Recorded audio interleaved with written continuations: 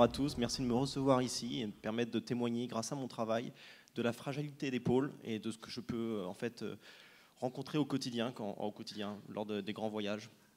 J'ai besoin de la zapette. Donc aujourd'hui, je vais vous parler de comment, grâce à l'eau, j'arrive à voyager et témoigner en fait de la fragilité des pôles, comme je l'ai évoqué avant. Alors je voudrais commencer avec cette petite question, cette petite réflexion. Qu'est-ce que la nature représente pour vous? Comment elle définit qui nous sommes en tant qu'humains? Pour moi, la nature, c'est un tout que je ne peux pas retirer de ma vie. C'est l'endroit où tout prend son sens. L'endroit où, quand je suis en haut d'une montagne ou près de ces animaux polaires, je me sens connecté au reste du monde. Donc en 2017, j'ai eu l'occasion d'embarquer à bord d'un voilier pour une expédition de 2 mois de la côte ouest du Groenland, Ilulissat, jusqu'au nord du Canada, passage du nord-ouest.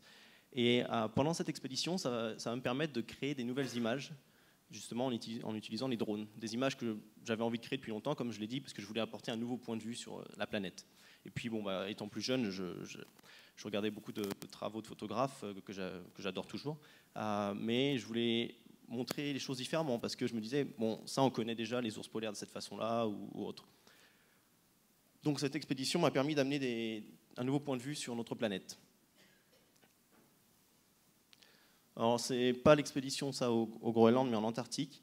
C'était juste pour vous montrer comment du coup j'utilise l'eau pour voyager et documenter les régions polaires. Donc le voilier me permet de faire des traversées déjà où on est à la voile. Après on n'est pas à la voile dans les fjords parce qu'il y a la glace, il faut pouvoir manœuvrer et puis il n'y a surtout pas de vent. Je vais commencer par vous présenter des photos de l'expédition au Groenland en 2017. Donc vous allez voir complètement différent de ce qu'on peut connaître traditionnellement. Donc là nous sommes juste au-dessus d'un morceau de glace, un morceau de banquise qui s'est détaché, qui flotte, qui est en fait très grand puisqu'il y a 2 ours polaires dessus que vous voyez sûrement pas. Il y en a un ici et il y en a un autre là-haut qui est assis, qui est blessé. Ça nous donne une idée de la taille, de l'ampleur de ce qu'ils font dans ces zones-là. Le but de mon travail, c'est de documenter les comportements animaux naturels dans des milieux naturels. Pour ça, ça demande du temps, beaucoup de temps, de la patience. Je commence généralement très haut, comme ici avec le drone, afin de ne pas déranger les animaux. Quand on commence haut, on n'entend pas trop le drone. Et puis je vais commencer une approche, comme on fait une approche en fait, traditionnelle animalière au sol, c'est-à-dire qu'on respecte l'espace des animaux, on prend le temps de les étudier et d'observer leur comportement. Et puis en fait, du coup, je vais commencer à descendre. Et pendant cette approche, l'animal, en question ici, l'ours polaire, va se rendre compte qu'il y a un drone. Et c'est le but, parce que je ne veux pas l'effrayer en fait, au dernier moment. Donc au moment où il va notifier le drone, je vais arrêter de bouger le drone, ce qui va lui permettre de comprendre que ce n'est pas une menace pour lui. Puis ainsi de suite, il va continuer sa vie, il va se déplacer. Et puis tant qu'il ne montre pas de signe en fait, où il est effrayé ou d'agressivité, je continue l'approche étape par étape. Alors ça prend du temps évidemment, puisqu'il faut respecter l'animal, mais on arrive à la fin à être assez proche et on verra plus tard dans des vidéos avoir des comportements très naturels. Avant de pouvoir commencer à voler, il y a toute une façon de travailler, d'observer les animaux, il faut passer du temps. Donc là, ça c'est encore une autre image un peu plus près, intermédiaire dans l'approche de l'ours, qui nous permet de montrer aussi comment il utilise la glace, non pas seulement pour chasser, mais pour se reposer. Le premier jour, quand nous sommes arrivés au nord du Canada, nous avons rencontré 7 ours polaires. Mais je n'ai pas voulu faire voler le drone. Je voulais étudier leur comportement. Je voulais être sûr que je sache comment ils réagissent à notre présence déjà au sol. Alors, j'ai passé des heures près d'eux, et éventuellement, ils sont venus très près, comme ici. Il était à peu près à 6 mètres de nous. C'était un moment très intense. C'était probablement le moment le plus intense de ma vie. Je pleurais pendant 3 heures où je photographiais cet animal que j'appelle la bête majestique. Et vous comprendrez que je l'appelle cette bête majestique parce qu'il a une puissance incroyable. Il peut nous tuer avec un coup de patte, avec ses griffes qui sont énormes. Mais en même temps, avec cette même énergie avec laquelle il peut tuer, il peut aussi élever, elles peuvent, les mamans, élever des oursons qui font 500 grammes quand ils sont nés. Ils peuvent montrer des émotions, ils peuvent être très joyeux ou joueurs. D'ailleurs, les oursons, comme beaucoup d'autres animaux, apprennent leur survie à travers le jeu. Ils peuvent montrer des émotions, comme ici, cette mère qui sourit à son petit qui se repose sur son dos. Les ours polaires peuvent nager, plonger, courir, marcher pendant des heures et des jours, mais avec toujours une allure élégante. Ils sont simplement, pour moi, incroyables. Alors maintenant, un fait que vous ne connaissez peut-être pas à propos des ours polaires, c'est qu'à l'heure actuelle, aujourd'hui, nous tuons toujours 1000 ours polaires à peu près par an. Et beaucoup de gens ne savent pas ça, puisqu'on pense que c'est l'emblème des changements climatiques et qu'il est protégé. Or, ce n'est pas le cas. Un peu plus tard, dans d'autres estuaires, nous avons rencontré les belugas, aussi appelés les baleines blanches. Les belugas aiment passer l'été dans les estuaires, les eaux peu profondes. Ils se grattent la peau, comme on peut le voir ici, un peu de boue. Ils se grattent la peau parce qu'ils muent. Quand ils sont jeunes, ils sont bleus, ils deviennent gris et ensuite ils deviennent blancs. Ici, nous avons la même scène, beaucoup plus haut, et il faut comprendre que tous les points blancs sont des belugas. Maintenant, je ne pouvais pas aller assez haut avec le drone pour capturer toute la taille du fjord, ce qui veut dire qu'il y en avait des milliers et des milliers dans l'estuaire. C'était juste incroyable comme moment. Ils nageaient sous le zodiaque. C'était encore un moment de communion avec la nature assez important pour moi. Ici, nous avons un narval, aussi évidemment vu en drone. Les narvals sont très timides, comme ils sont chassés aussi, pour leurs dents. Et on peut voir autour qu'il y a plusieurs poissons, de l'arctic char, comment c'est en l'omble chevalier. Et donc, pour moi, le narval est un animal très mystérieux à cause de sa dent torsadée, qui est encore un mystère sur l'utilisation de cette dent.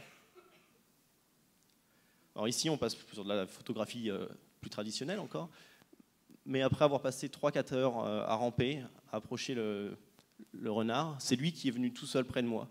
Et en fait, avec ce genre d'image, je veux montrer qu'en fait, quand on respecte les animaux et leur environnement, quand on respecte la nature nous intègre, on fait partie de cette nature-là. C'était encore un très beau moment, il était presque minuit, et évidemment le soleil est toujours présent comme on se trouve en Arctique en été. Ici, nous avons une autre vue de la glace aérienne, en drone, verticale, mais cette fois, elle ne fond pas, elle est en formation. Malheureusement, elle se forme de plus en plus tard l'hiver. Ici, on était en février au Groenland, sur la côte Est. Alors, comme vous le savez peut-être, toute histoire a un début, et l'histoire de cette ours polaire qui traverse la banquise en drone a commencé il y a 20 ans, quand mes parents m'ont emmené là-bas. Et ça, c'est en Laponie, en hiver, moins 45. Alors, vous pouvez imaginer qu'à 10 ans, cette expérience a laissé une graine dans ma tête qui va faire son chemin. Une expérience qui m'a marqué, je pense, pour le reste de ma vie, et ça répond à la question de comment j'en suis arrivé dans les régions polaires. C'est le début.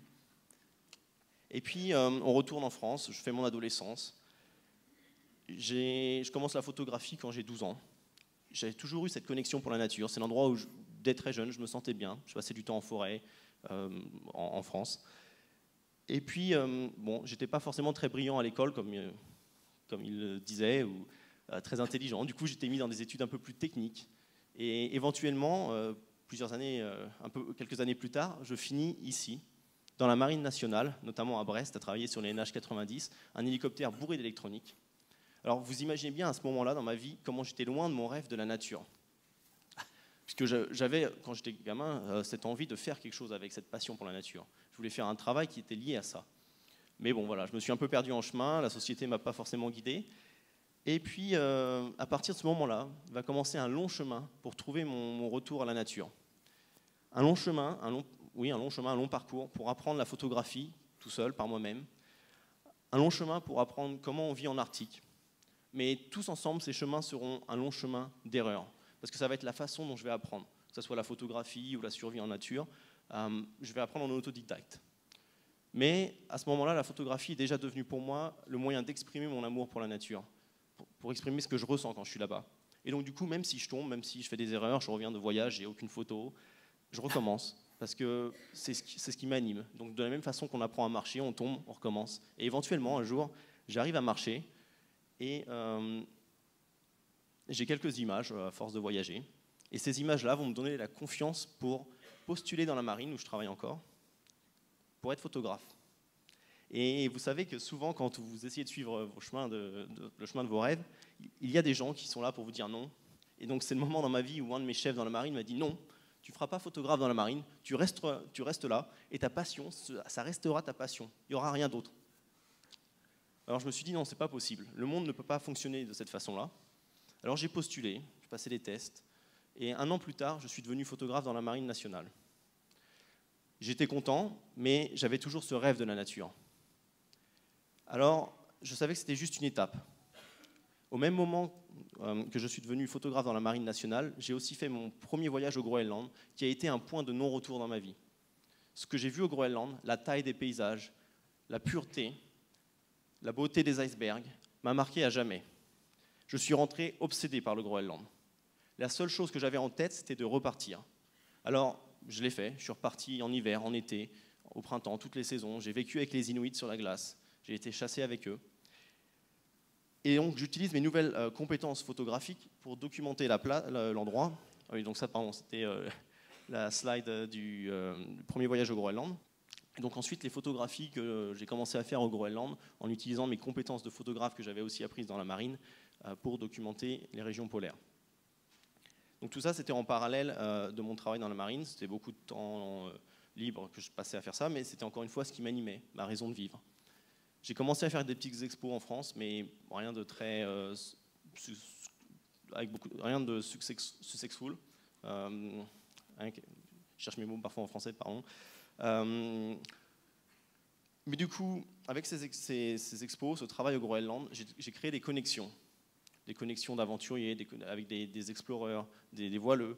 Et puis en 2017, j'ai eu cette opportunité de partir sur un voilier, puisque j'ai vu un message en fait sur Internet qu'un voilier cherchait un volontaire pour partir en expédition de 2 mois. J'avais plus de vacances à ce moment-là dans la marine, donc j'ai vraiment, pour faire court, j'ai vraiment foutu le camp en 2 semaines. Je leur ai dit que je m'en allais. Ils m'ont dit que c'était pas possible, encore une fois.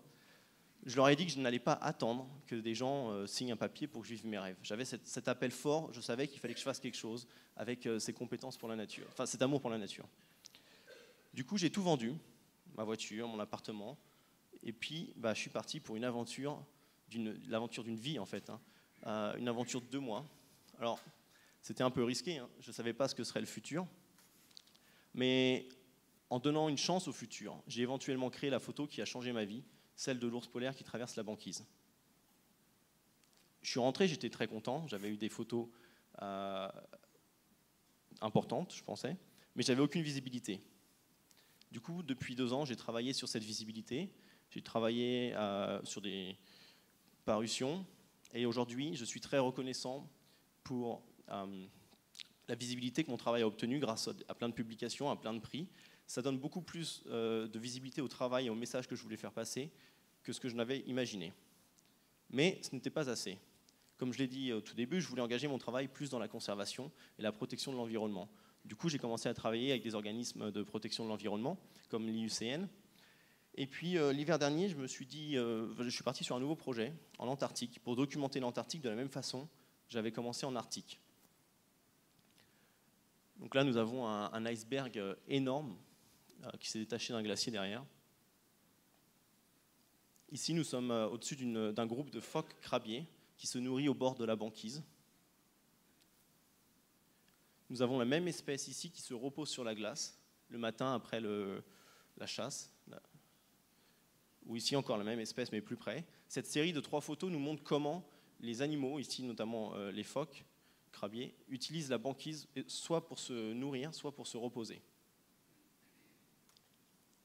Donc là, c'est le phoque crabier que nous avons vu avant d'au-dessus en drone. C'était pour vous donner une idée de l'animal, parce que ce n'est pas forcément évident en drone, c'est un peu abstrait. Ils sont assez gros en taille, mais bon, ça reste des phoques. Ici, nous sommes au-dessus d'une baleine à bosse qui est en train de se nourrir avec sa bouche grande ouverte. Qu'on voit ici, ça, ce n'est pas l'autre nageoire, c'est bien sa bouche avec l'œil qui se situe ici. Alors ici, nous avons une vidéo, je pense qu'il faut que je clique. Ce sont des éléphants de mer.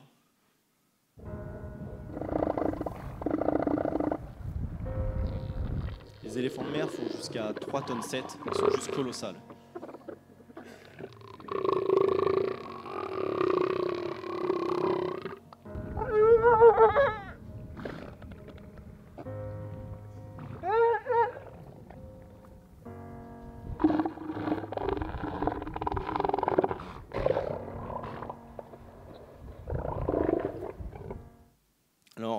Antarctique, j'ai introduit le kayak dans ma façon de travailler depuis le voilier. Ça permettait d'approcher les animaux, comme j'essaie de documenter les manchots sous l'eau. Ça permettait de les approcher, d'approcher des glaciers aussi d'un peu plus près.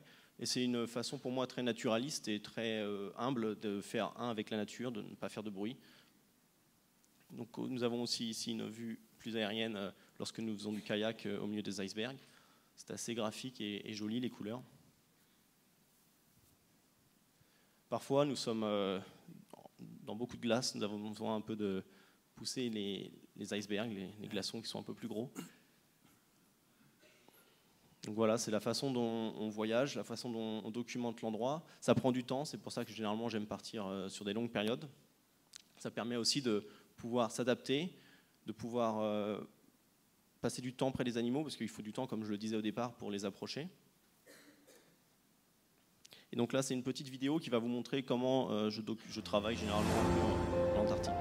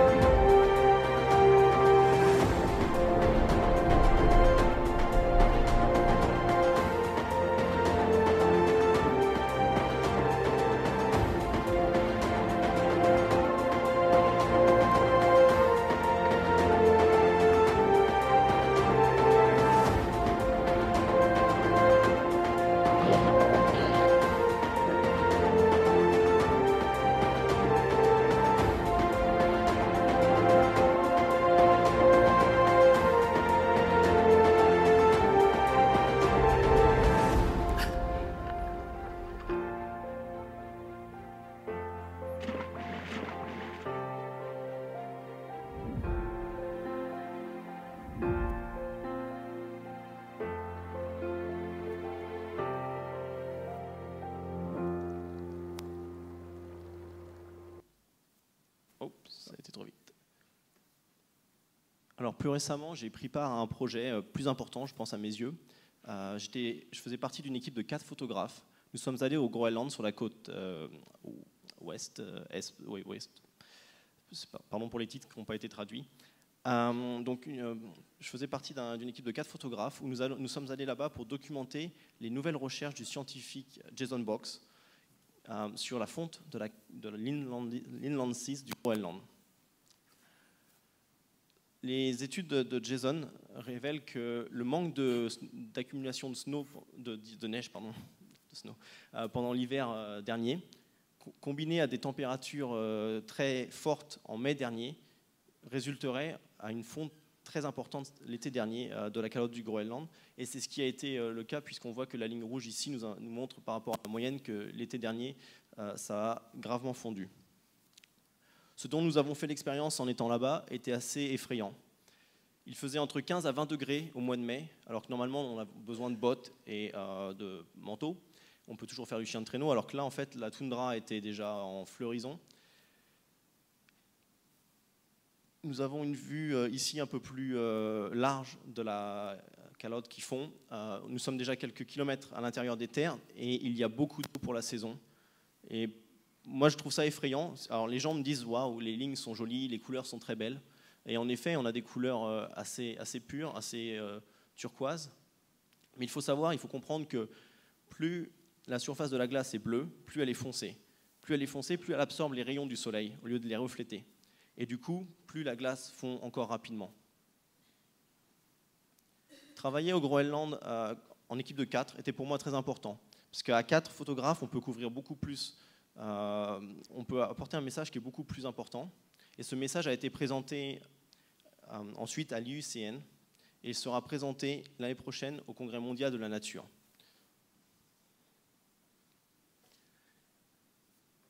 Je voudrais vous montrer une petite vidéo que j'ai réalisée lors de la première expédition au Groenland et au Canada. Et je pense que la photographie et la vidéo sont des outils très puissants qui peuvent nous permettre de reconnecter l'homme à la nature. Et espérons faire changer les choses. Parce que je pense que les problèmes auxquels nous faisons face aujourd'hui, que ce soit lié à l'eau ou au climat indirectement avec l'eau, sont liés du fait que nous sommes déconnectés de la nature et nous ne pouvons pas changer cette façon de vivre. Nous ne pouvons pas résoudre ces problèmes parce que nous ne changeons pas notre façon de vivre. Une petite question avant de vous montrer la vidéo, ou une petite réflexion. Est-ce qu'au final,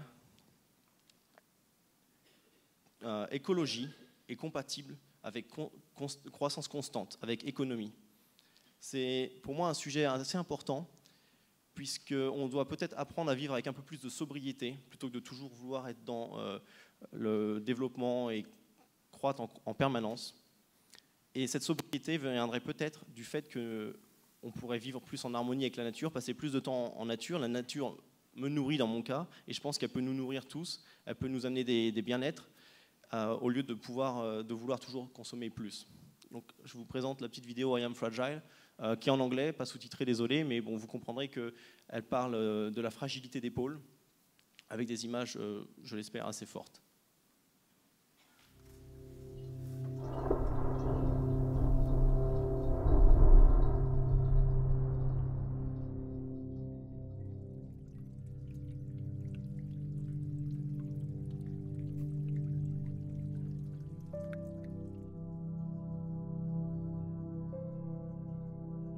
As spring returns to the high Arctic, the ice cracks and melts under the power of the returning sun. And with the sun, life returns to this frozen world.